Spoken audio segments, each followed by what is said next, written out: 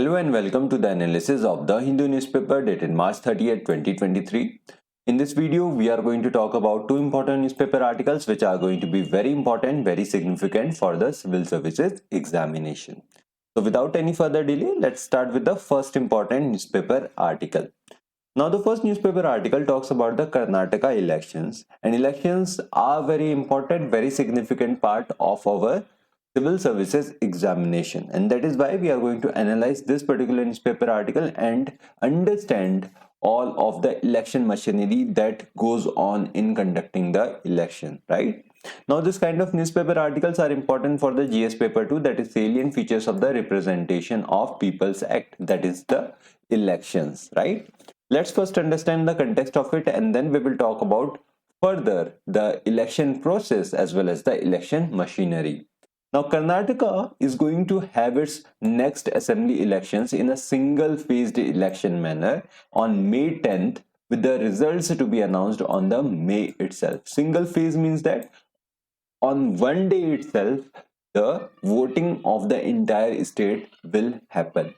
Now, the Karnataka poll notification will be issued on April 13th, and April 20 is the last date for filing the nominations, right, for the candidature of the MLA, right? So now the last date for the withdrawal of the nominations is April 24th, and with this, the Chief Election Commissioner, that is Rajiv Kumar, listed urban apathy and money power as the main challenges in conducting the elections in the state. And to encourage greater voter participation, the poll has been scheduled on a Wednesday and not on a Monday or Friday to reduce the possibility of people taking a day off and going out for a long weekend, right?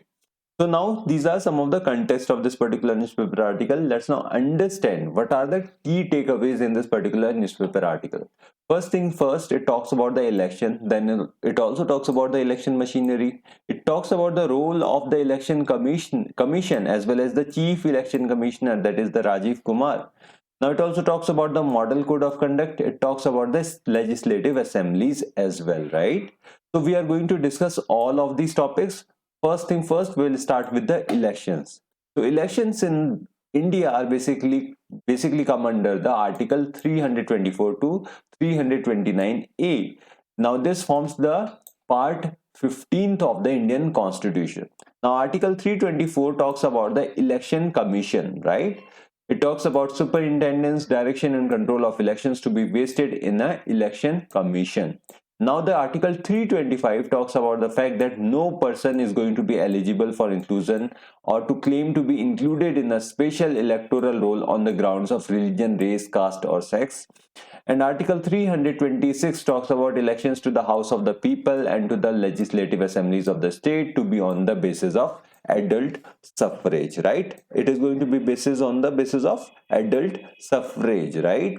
And Article 327 talks about the power of Parliament to make provisions with respect to the election of the legislatures. And Article 325 in the similar fashion talks about the power of the legislature of a state to make provision with respect to the election to such legislature.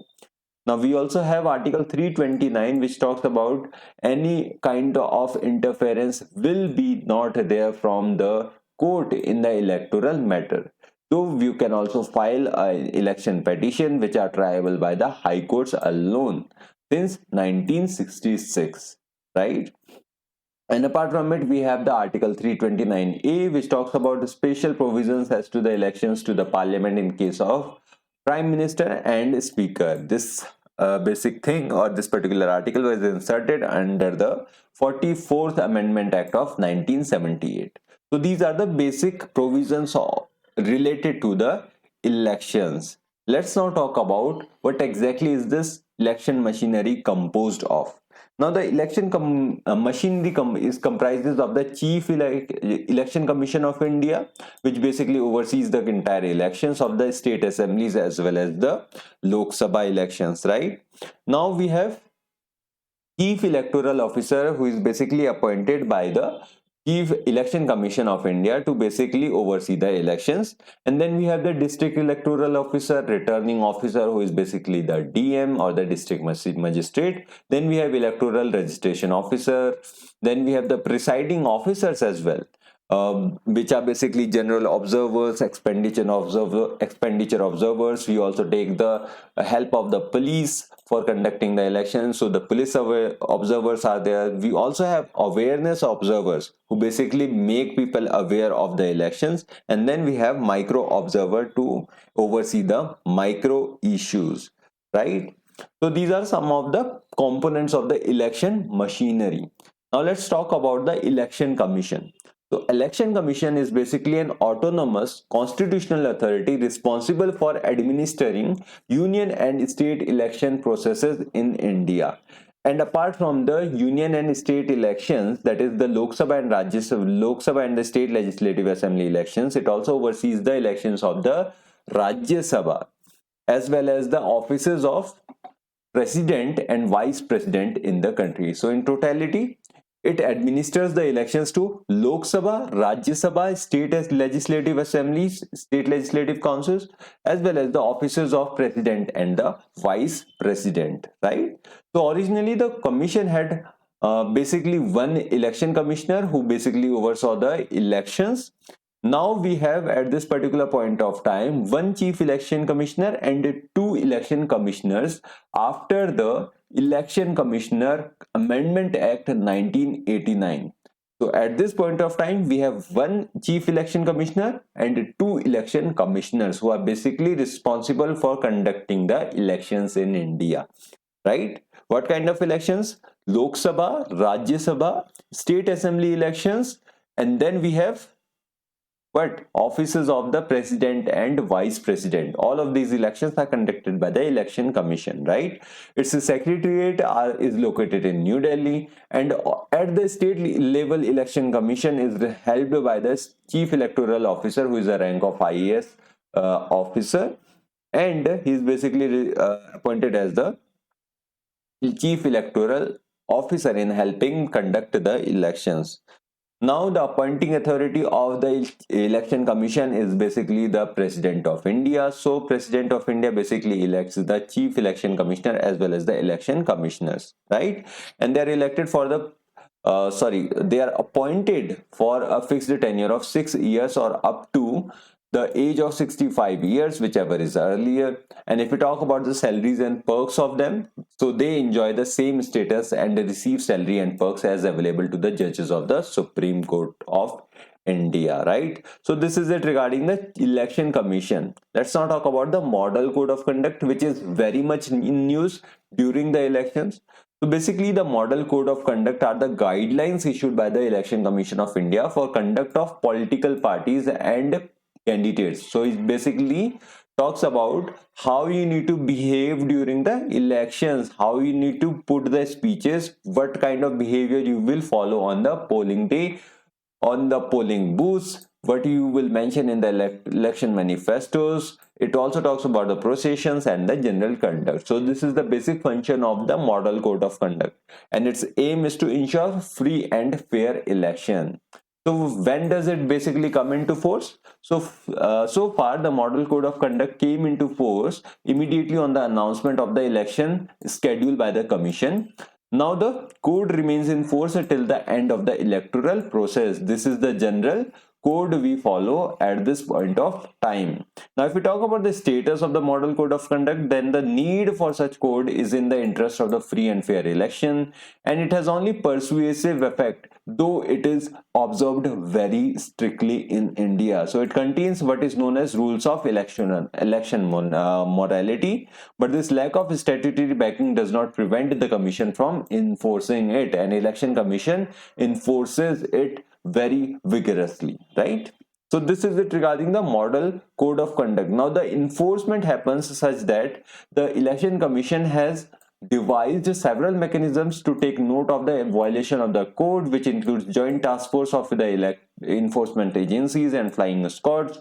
And the latest is the introduction of the C-Vigil mobile app. Now if you see any kind of malpractices happening in the polling booths, then you can basically give audio or visual evidence in the C-Vigil mobile app, right?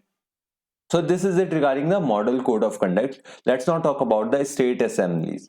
Now basically the state assemblies, whenever we talk about the state assemblies, then it comes under the chapter 3rd of the part 6th of the Indian Constitution.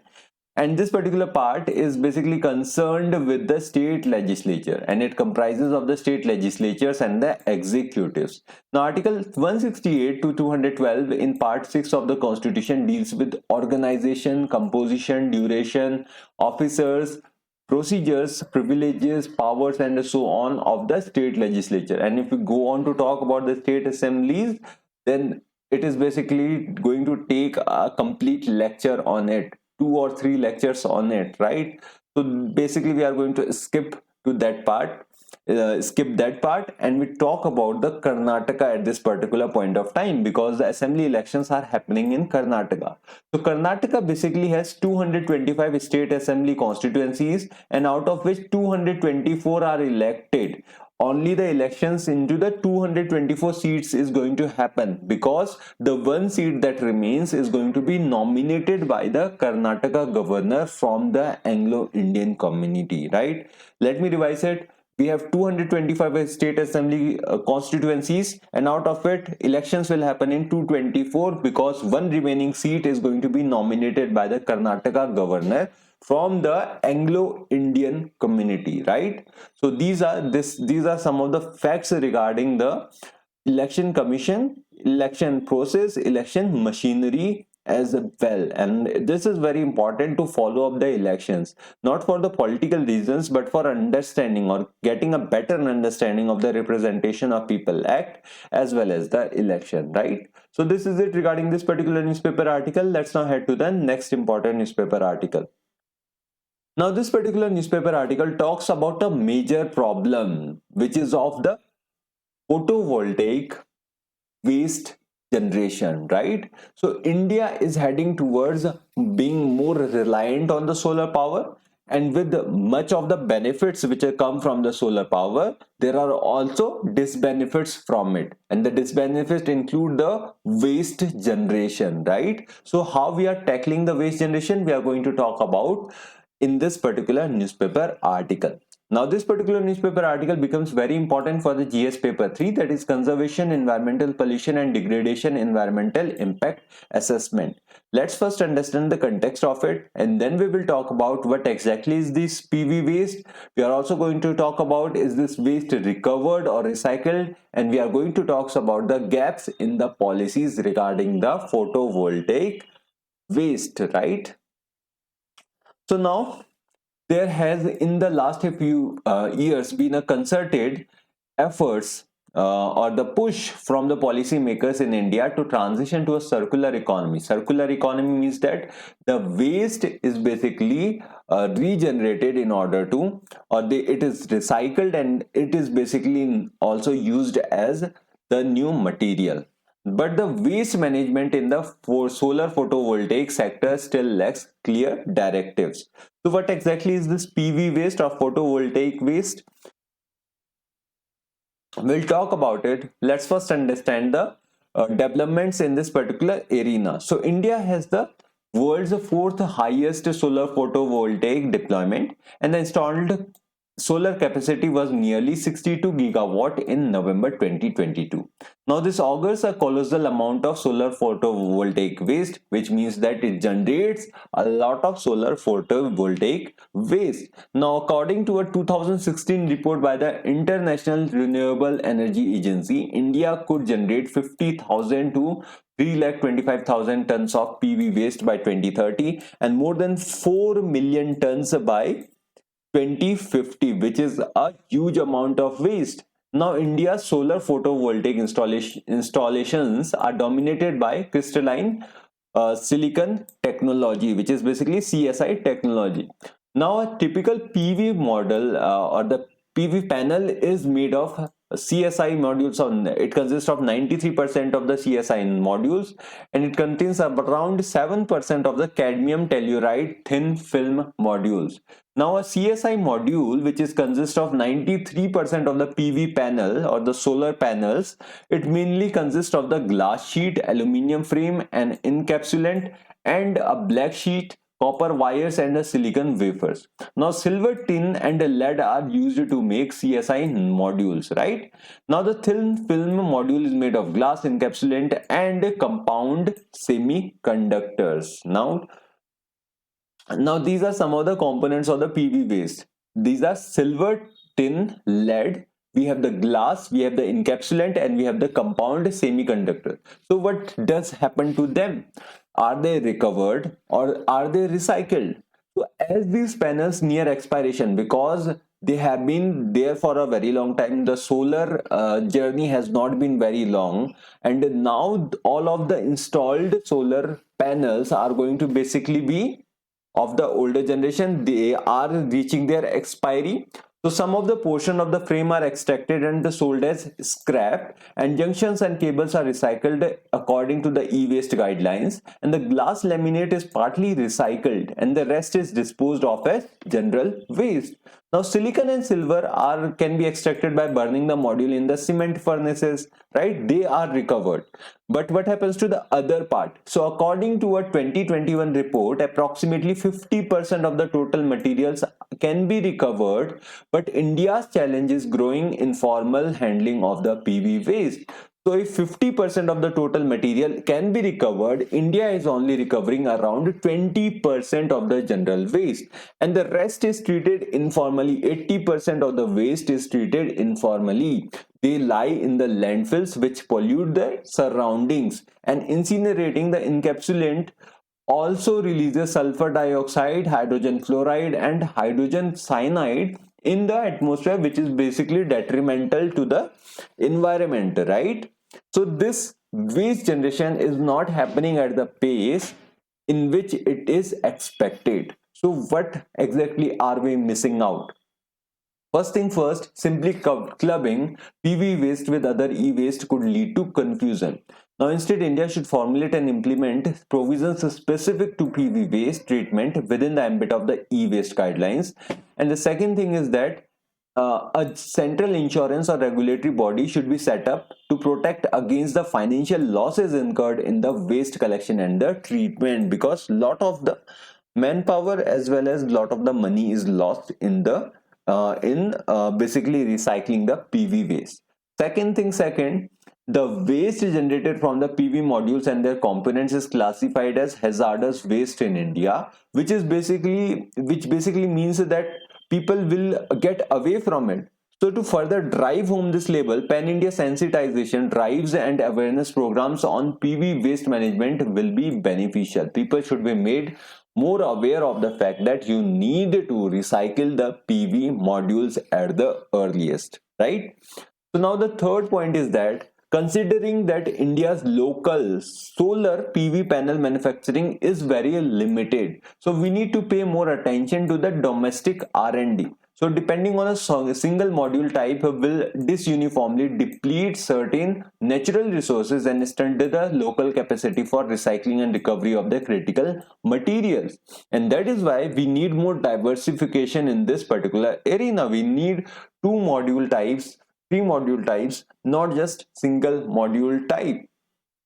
So now the domestic development of the PV waste recycling technologies must be promoted through appropriate infrastructure facilities and adequate funding, and this will lead to lesser waste generation. This will lead to more recycling of the PV waste, right? So this is it regarding this particular newspaper article, and this is it for the day. Thank you from my side. Do like and share the video and subscribe to this channel. Have a good day. Bye.